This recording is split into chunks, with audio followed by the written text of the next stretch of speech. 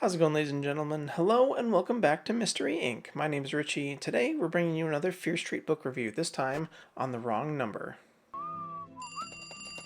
Is this the Krusty Krab? No, this is Patrick.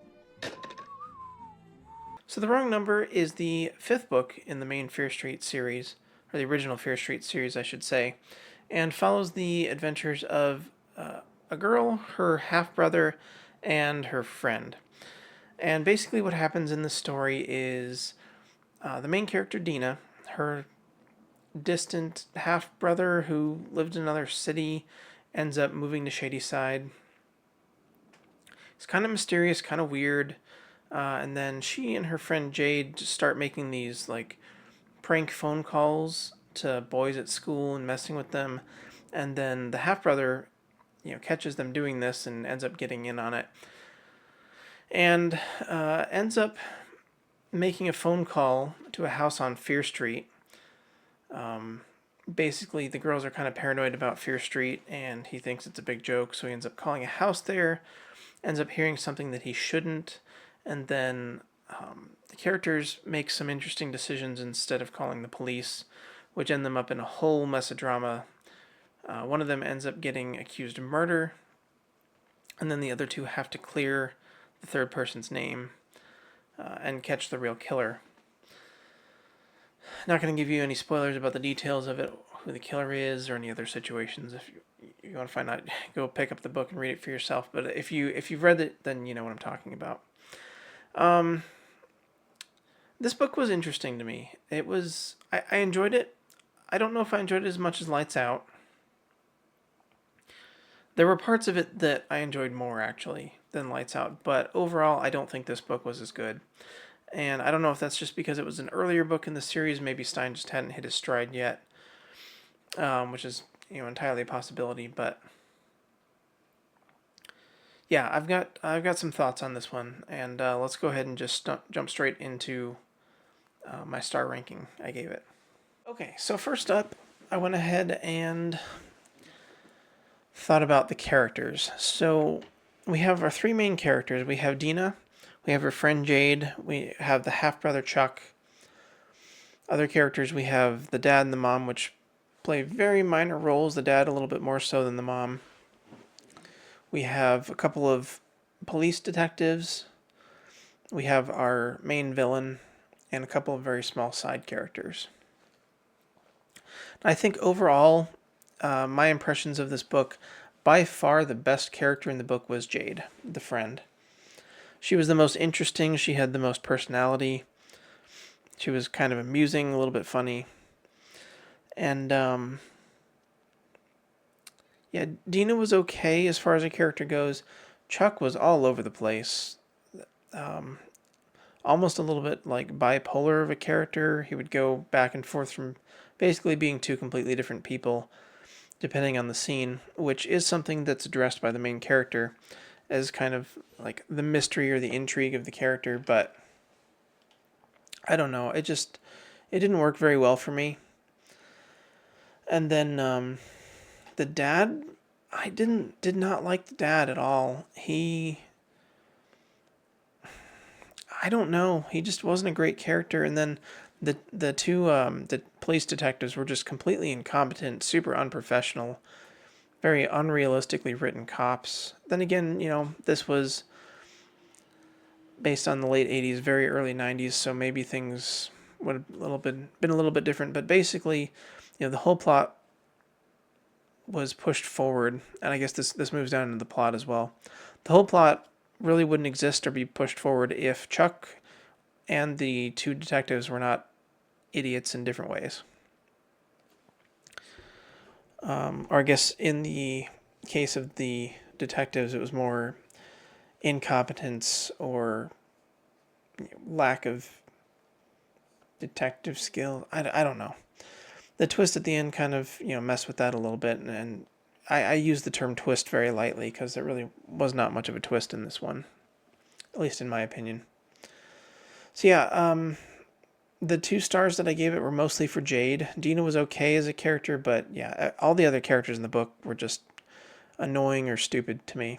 So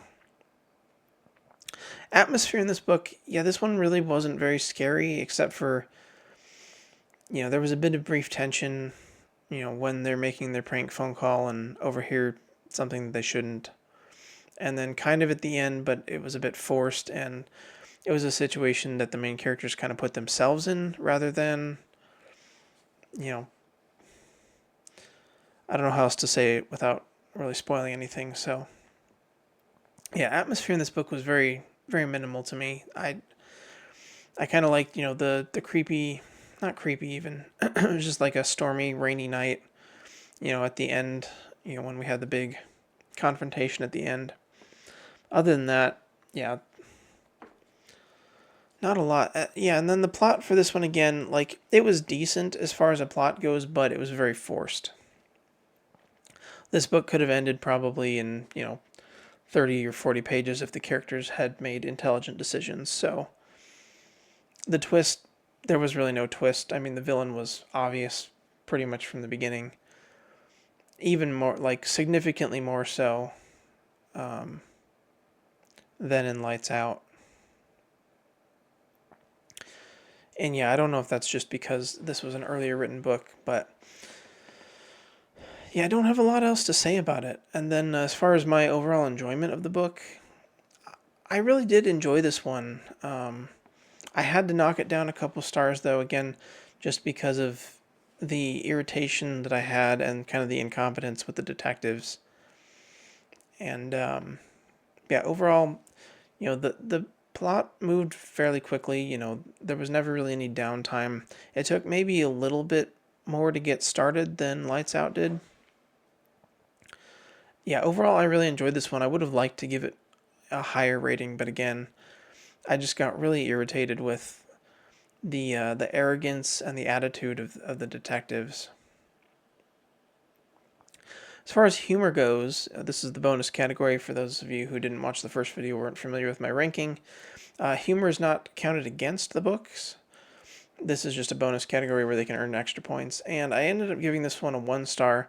Now, most of this book is not funny at all, but there was one scene towards the very beginning of the book when they're first doing these prank phone calls that I genuinely laughed out loud, and I could not remember the last time that I got that reaction from a book, even a very humorous book, that I actually laughed out loud. So I had to give it a 1 star just for that. And so that gave me an overall rating of 2.4 out of 5 or 2.5 star, which again, I enjoyed this one despite it having a lot of shortcomings. And I think really just the forced plot, the lack of really scary atmosphere. Again, a lot of the situations where there was something quote unquote scary about it, the characters kind of put themselves in that position rather than an external force, you know, being scary. I don't know how to phrase that exactly, but yeah, and then like I said, other than Jade, Dina was okay, and the rest of the characters I didn't really like, didn't care for very much. So unfortunately, it's a fairly low score for a book that I enjoyed, but that's gonna do it there for this one. Yeah, this is gonna be a bit shorter video than Lights Out was, but I didn't have a whole lot to say about this one, and again, I didn't want to spoil too much if you haven't read this book. Yes, I know it's a 35-year-old book at this point, so spoilers are, at your own risk, but um, it was a decent read. Again, not an incredibly great book, but it was fun. I enjoyed it. I'm looking forward to reading the sequel. I'm hoping that the sequel, since it was written much later on in the series, that it's going to be better than the first book, or at least build off on it enough to maybe make the first book better. I don't know. We'll see how that goes. But yeah, Wrong Number Two is not going to be the next book that I read for this. I think I want to read The Secret Bedroom next. That was the book I was most interested to read when I heard about the series, besides Lights Out, I think. So I think we're going to jump into that one next, and then we'll see where we go from there. But if you have any other suggestions on Fear Street books you think I should check out and read, um, I'm not going to pick up a lot of the expensive ones, at least not right now, but I've got quite a few less expensive ones from my local used bookstore and a handful online. So If you have any suggestions, if it's one that I've already picked up and is in my collection, I might consider checking it out after the secret bedroom. Anyway, for now, thank you guys so much for watching. I hope you enjoyed, and we'll catch you in the next one. Have a nice day.